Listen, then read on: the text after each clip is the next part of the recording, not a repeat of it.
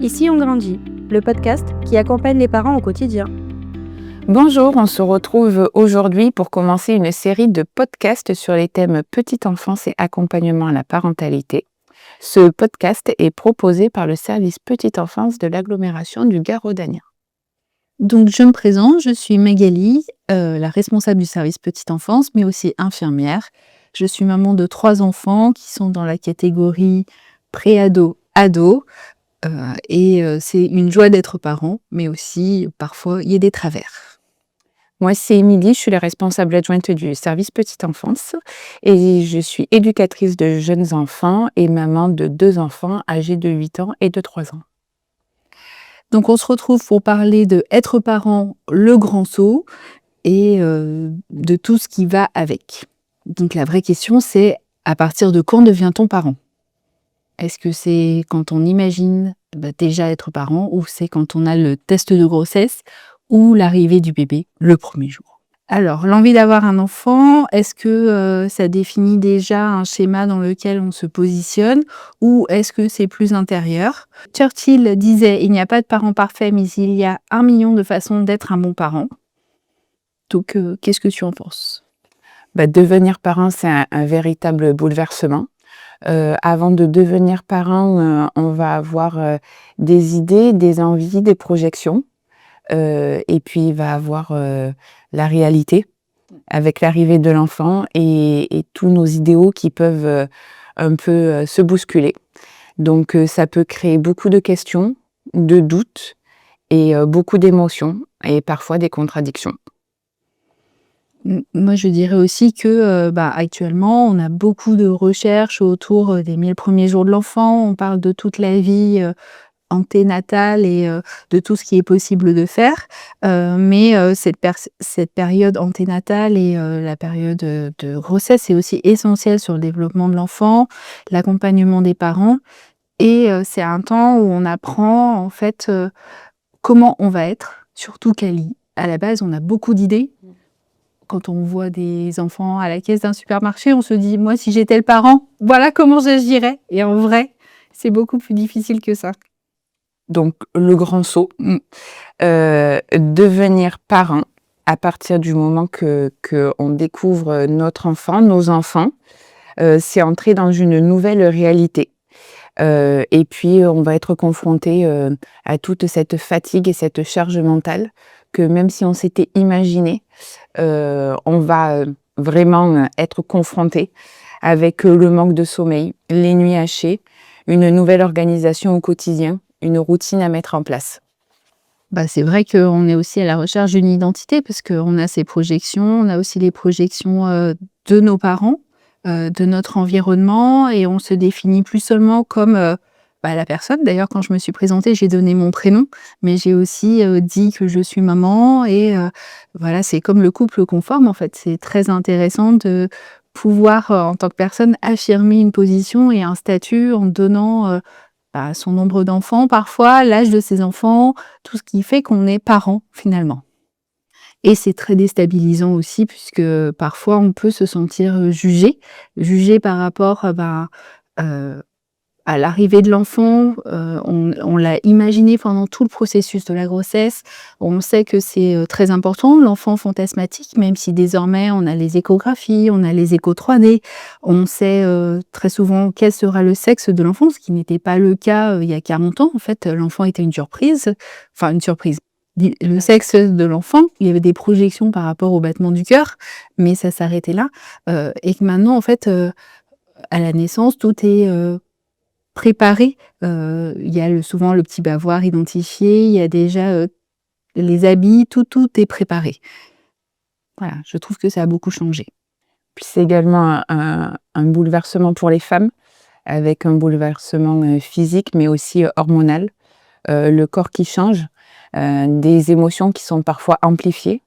Ça va être une projection, une imagination également sur l'accouchement que l'on souhaite et la réalité. Donc c'est la première étape qui peut déjà rencontrer des chocs et des déstabilisations. Ça se dit. Il faut du temps pour retrouver ses repères, pour retrouver son corps, se l'approprier parce que, évidemment que ça va avoir un impact et avec, toute cette, décharge aussi d'hormones que l'on a au moment de l'accouchement et des jours, qui suivent, l'accouchement. Il y a une partie aussi très taboue par rapport, aux changements physiologiques, c'est que souvent on n'aborde pas le fait que certaines femmes, n'apprécient pas ce moment de grossesse, ne vivent pas pleinement, ces changements de corps et puis parfois au premier trimestre en étant, très nauséeuse, en étant, fatiguée, il arrive, hein, qu'il y ait des grosses baisses, de morale et que, le regard extérieur soit, jugeant. C'est-à-dire qu'on dit: «Bah, quand même, tu as la chance de vivre cette grossesse».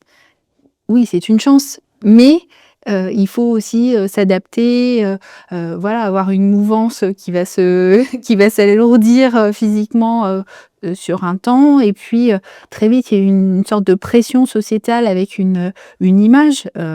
Déjà, il y a la joie d'avoir son enfant et je pense que, dans 99,9 des cas, il y a cette joie vraiment, mais il y a aussi, cette difficulté à vivre ce postpartum, à trouver la place pour l'homme dans la vie, qui arrive aussi, parce que lui n'a pas vécu tout ça, même s'il l'a partagé avec, sa compagne, hein, et puis parfois, il y a être parent quand on est un couple adoptant, là aussi, c'est aussi des nouvelles émotions, c'est rencontrer quelqu'un et finalement, c'est se laisser ce temps de rencontre qui est important puisque, quand on Même s'il n'y a pas eu la période de ouais. grossesse à proprement dit qu'il pouvait préparer avec ses 9 mois. Il y a aussi eu tout un enfant imaginaire et finalement, il y a une rencontre, et souvent l'enfant est aussi un petit peu plus grand donc enfin un petit peu plus grand, il n'a pas que quelques heures, quelques jours donc tout ça, c'est aussi à vivre, en tant que tel.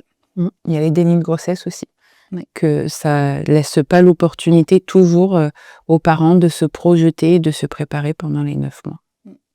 Et enfin, la vie de couple qui peut être modifiée avec des priorités qui évoluent, la communication qui devient essentielle, mais qui des fois est difficile, et chacun qui cherche sa place dans cette nouvelle aventure familiale, avec, cette, position de devenir maman, de devenir papa et puis des fois là, pour certains, c'est la première fois et tout ce que les projections qu'on pouvait avoir et la réalité de toutes ces émotions on ressent, dès qu'on découvre notre enfant. Donc c'est pour ça qu'on en arrive à l'émotion. Être parent, c'est vivre une palette d'émotions. Je pense qu'on peut le dire, on a la joie, d'être parents, toutes les 2 et c'est une grande joie. Beaucoup d'amour. Oui, aussi beaucoup de fierté puisque finalement, en fait, c'est quelque chose de magique. 2 petites cellules qui se rencontrent et qui, forment, voilà, un être complexe, toute une mécanique, organisationnelle, enfin de vie. C'est génial et en même temps, c'est dur. C'est Voilà. très dur. Et puis il y a des angoisses qui peuvent arriver avec, beaucoup de craintes et de peurs alors qu'au départ, on n'est pas forcément une personne qui peut être angoissée, mais avec des peurs pour la santé de son enfant quand il y a un peu de température, des peurs par rapport au sommeil, des peurs par rapport au développement ou simplement peur de ne pas assez bien faire.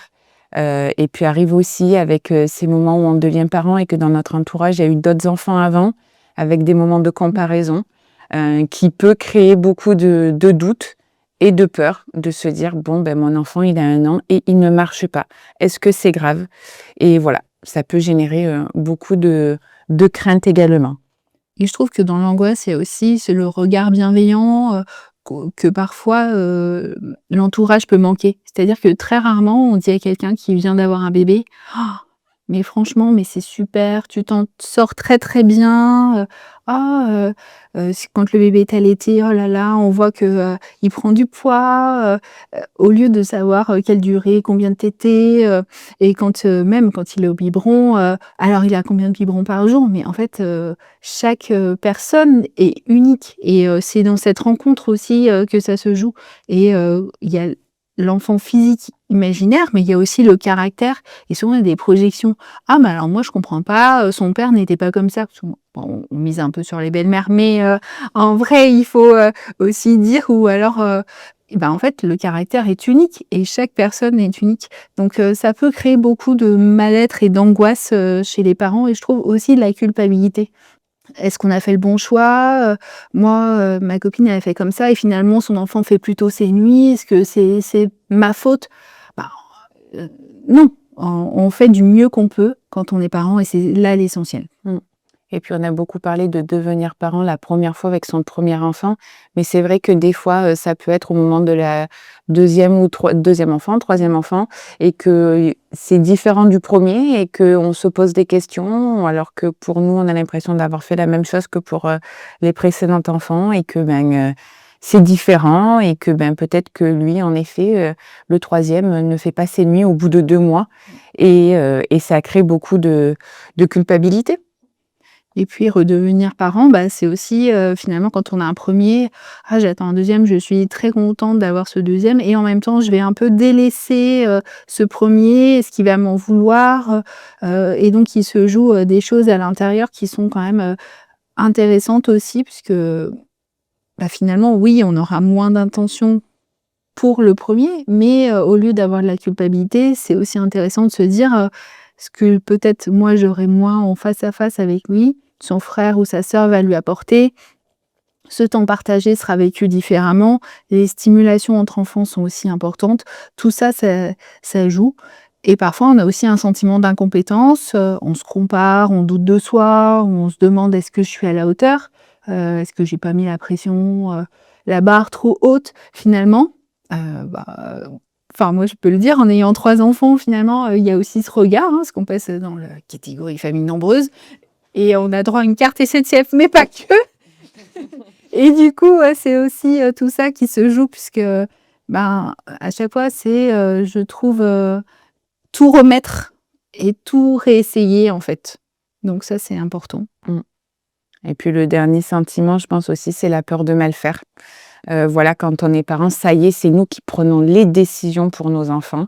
On est responsable, d'un petit être et du coup, d'être, complètement, responsable et d'avoir, libre cours dans ses choix, ça engendre aussi des fois la peur de mal faire et le stress de se dire: «Est-ce que j'ai pris les bonnes décisions?»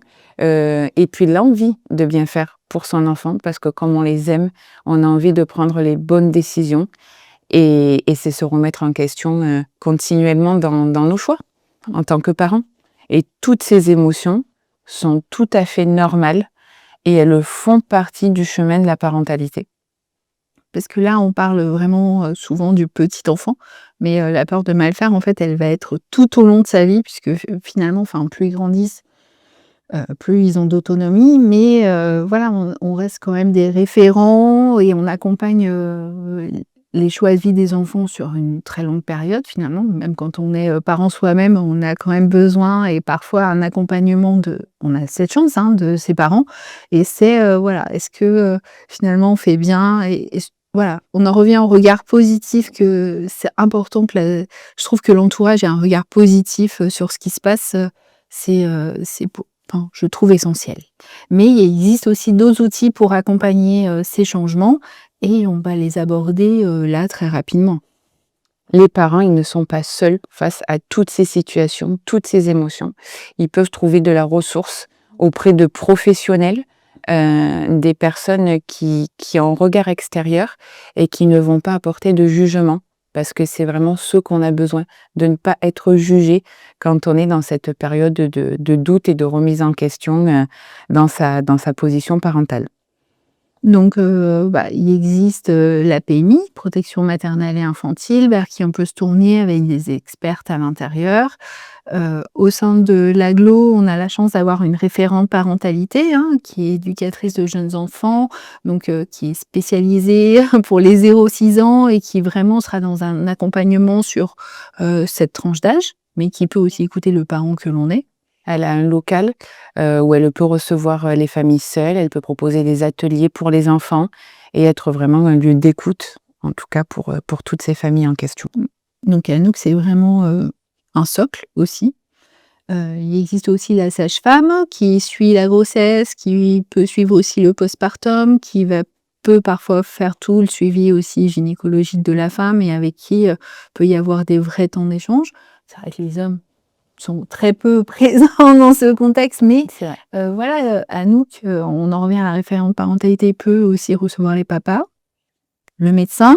Le pédiatre qu'on rencontre sur tous les premiers mois, qui peut vraiment être, ressource et être une oreille attentive, même si c'est dans un autre cadre et que c'est médical, il peut apporter des réponses et déculpabiliser certaines décisions prises.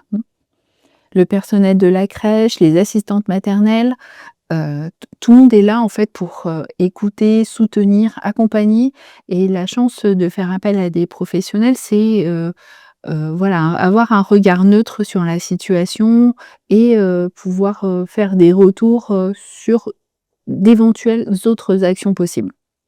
Elles ont vraiment un rôle, ces professionnels, d'accompagnement à la parentalité et de coéducation. C'est vraiment pas uniquement un lieu, d'accueil, pendant des temps que les familles ont besoin, c'est vraiment un réel échange et ces professionnels sont là et elles sont, à l'écoute des familles pour les aider et les soutenir. Et après, comment en fait, c'est quel outil on se sert pour accompagner les parents? Bah, souvent en premier c'est, l'observation de l'enfant. On regarde ses réactions, on échange sur ses besoins, son rythme, et parfois, on peut dire: «Ah, est-ce que vous avez observé ça?» et avoir un échange plus riche avec la famille. Et après chaque enfant est unique, donc et parfois on a besoin d'être un petit peu guidé, sur l'éveil de l'enfant.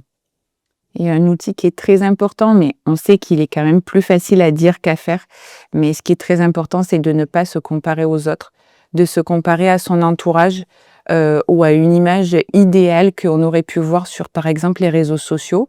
Parce que maintenant, ils font partie de nos vies, les réseaux Mmh. sociaux, qu'il y a beaucoup, de personnes qui en vivent et qui, du coup, publient beaucoup de vidéos et de photos de moments en famille.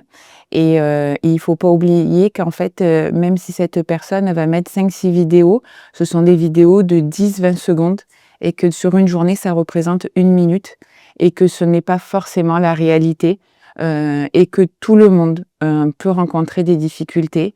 Et pareil, ne pas se comparer à son entourage. Chaque enfant a son développement, qu'il n'y a pas forcément de pression, à mettre sur les familles par rapport, à la marche, par rapport au langage, par rapport à la propreté. Si vraiment il y a un moment où il y a une grosse inquiétude, il y a les pédiatres et les médecins lors des suivis réguliers pour ça et que vraiment c'est très important de faire pour soi avec ses décisions et vraiment éviter ces points de comparaison. Il faut se faire confiance en tant que parent. Alors, c'est vrai aussi que je trouve que la maman est quand même, un petit peu plus favorisée que le papa, puisque, souvent aussi, bah, il y a le congé maternité, les papas, sont présents pendant 1 mois, puis finalement il y a ce temps de séparation, qui arrive, très vite, puisque le papa, il commence à avoir des repères au bout d'1 mois, et puis finalement, bah, il doit retourner au travail. La maman se retrouve, en partie isolée avec son enfant, elle continue à mieux, le rencontrer, le connaître. Mais voilà, et les papas, et bah, oui, ils portent pas tout à fait les enfants comme les mamans, mais c'est normal puisque c'est aussi comme ça que l'enfant, bah, il va faire la différence entre les 2, et il y a pas de moins bien, il y a pas de mieux. En fait, il y a l'intention qu'on met dedans.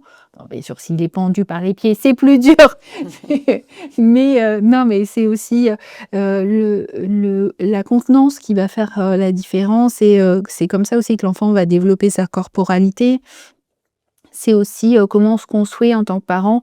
C'est vrai que parfois, on peut avoir du mal à laisser la place à l'autre, à son conjoint dans, cette relation, cette fusion qu'on vit aussi avec l'enfant, mais et bah, c'est dans ce peu d'espace que, finalement l'enfant, il va découvrir un autre regard, il va être valorisé, différemment, et parfois aussi il va apprendre les limites, avec bienveillance, de manière autre, et tout ça c'est essentiel, je trouve, pour le développement de l'enfant, et puis, sur, comment l'accompagner tout au long de sa vie, puisque, bah, tout au long de sa vie, on est parent, et finalement, bah, ça dure, à partir de la naissance de l'enfant, mais bien au-delà, et c'est dans ces différences aussi, alors parfois ça crée des conflits dans les couples, mais c'est aussi important de se dire qu'à en tant que parent, on peut trouver sa richesse, dans le regard de l'autre, et parfois ça peut nous faire cheminer.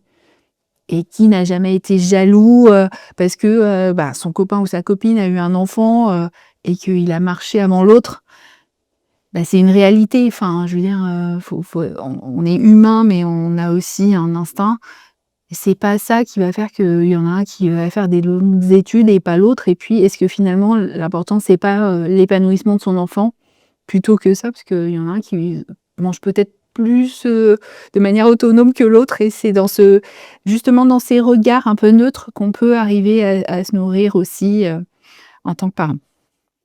Donc chaque parent construit son chemin avec son enfant. Et du coup, ça nous amène, à un autre sujet, c'est la coéducation. C'est que cette parentalité, elle ne se vit pas seule, elle s'inscrit dans un réseau.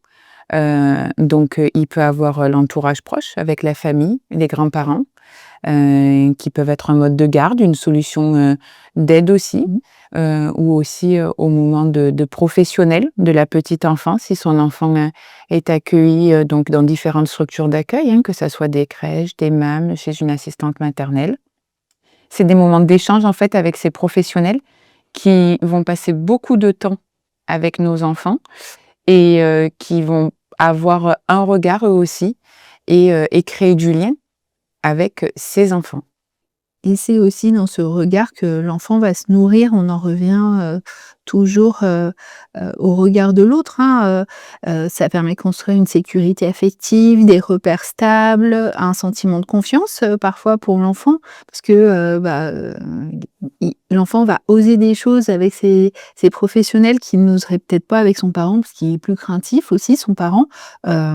Alors moi, j'ai l'exemple, je suis infirmière et j'aime pas trop la boue, c'est quelque chose qui est pour moi, très difficile dans la manipulation. J'ai eu la chance, que mon dernier soit accompagné par, quelqu'un qui était, pas du tout là-dedans, et vraiment il est hyper à l'aise avec cette matière, alors que moi je le suis beaucoup moins, et c'est dans cette richesse aussi qu'il a pu s'épanouir, découvrir des choses, et maintenant il est plus grand et bien sûr qu'il ne joue plus de la même façon avec la boue, mais c'était intéressant de trouver aussi quelqu'un qui ne soit pas identique à moi en fait, pour Pour cette apporter richesse. d'autres choses. Donc la coéducation, c'est vraiment lorsque les parents et les professionnels partagent la responsabilité d'accompagner l'enfant, mais par contre, évidemment, chacun avec sa place, ses compétences et son regard. Après, les parents, ce sont les experts, de l'enfant. La parole, elle est hyper importante, on doit la respecter. On a le droit de poser des questions, on peut aussi exprimer des doutes et parfois, dire: «Ah bon? Mais comment ça se fait?» C'est pas pour ça qu'il y a un jugement, c'est aussi pour ouvrir le débat et aller un petit peu plus loin sur, le respect des besoins de l'enfant, répondre à des inquiétudes, aller un petit peu plus loin dans, l'accueil de l'enfant, tel qu'il est. Puis cette coéducation, elle va permettre aussi d'avoir une sécurité affective pour l'enfant. Ça lui donne aussi également des repères et ça augmente le sentiment de confiance que les enfants peuvent avoir. C'est une notion qu'on entend beaucoup, donner confiance à l'enfant, et c'est vraiment lui apporter, un cadre sécure, et sain pour que l'enfant se sente suffisamment bien pour bien développer et être épanoui. Mmh. Après, bien sûr qu'il faut de la confiance, et surtout si votre enfant il est accueilli quelque part, il faut que les signaux de confiance soient là. Si les signaux de confiance ne sont pas là, le doute s'installe, l'enfant a du mal à il est pris en fait, il est dans un conflit intérieur où, est-ce qu'il doit écouter ce que son parent ressent, ou est-ce qu'il doit aussi, est-ce qu'il a le droit de s'épanouir finalement? Et c'est là où vraiment, si le moindre doute est là, il faut pouvoir échanger avec, un professionnel ou une professionnelle en toute bienveillance, en disant: moi je me sens pas super à l'aise, il me manque des éléments, peut-être que j'ai besoin de venir passer un petit peu de temps, ou est-ce que vous avez observé ça?» Puisque c'est par le dialogue et parfois par un temps de présence que ça peut se faire. Donc bon, le 1er terme, ça serait quand même que devenir parent, ça s'apprend tous les jours avec le temps et tout au long de la vie de son enfant, parce que même quand ils sont plus grands, on apprend encore, et même quand on en a déjà eu un, on apprend encore avec le 2e, avec le 3e. À chaque enfant, on apprend. Mais qu'il y a pas de mode d'emploi, parce que alors Tout à fait. sinon, Ça on serait aurait trop fait simple. fortune quelqu'un aurait fait fortune et je pense que c'est, justement dans la diversité des maternages, le maternage, c'est vraiment, l'accompagnement de l'enfant, la proximité qu'on a avec lui. C'est dans cette diversité qu'on se nourrit, et puis aussi dans les échanges qu'on peut avoir, avec des professionnels, mais aussi avec, des personnes ressources à côté. Parce que voilà, on doit, être en capacité de cheminer tout au long de sa vie et finalement, c'est assez dur aussi d'être dans une remise en question. Il y a aussi des périodes où on profite pleinement, mais voilà, les nuits hachées, c'est une vraie difficulté quand on a dormi que 2 heures et qu'il faut assurer cette journée de travail. On est dans le doute, donc il Mmh. faut pouvoir changer. On ne naît pas parent, on le devient jour après jour et surtout en fonction de son enfant et que pour chaque enfant, ça peut être différent. Et surtout, il est important, d'oser de demander de l'aide, de parler, de partager, que ça soit avec ses pairs, avec son entourage, avec les professionnels, pour vraiment, être soutenu, et ne pas se sentir seul dans des périodes qui peuvent, des fois, même si elles apportent beaucoup de joie, apporter beaucoup de remise en question. Oui, parce qu'on l'a pas abordé ici, mais voilà, la fragilité d'être parent, ça peut être aussi le burn-out parental, ça peut être aussi la dépression postpartum, ça peut être aussi un baby blues et c'est important, voilà, de sentir, d'être attentif aux parents autour de nous parce que il y a soi, mais il y a aussi, les autres et parfois on peut s'entraider et c'est important, de valoriser ça. Et puis, parfois, on va se tromper, mais c'est pas grave, ça arrive. On apprend aussi de ses erreurs. Et c'est comme ça qu'on fait grandir aussi son enfant. Voilà. On arrive à la fin de ce premier podcast, et puis, on se retrouvera prochainement pour d'autres podcasts. Merci Magali pour, tout cet apport et cet échange, avec cette vision, professionnelle et personnelle sur, ce sujet. Merci Émilie, puisque tu as contribué, au formatage, de cet, instant et puis aussi au regard professionnel et bienveillant, qui est important sur les enfants et les parents. Au revoir. Au revoir.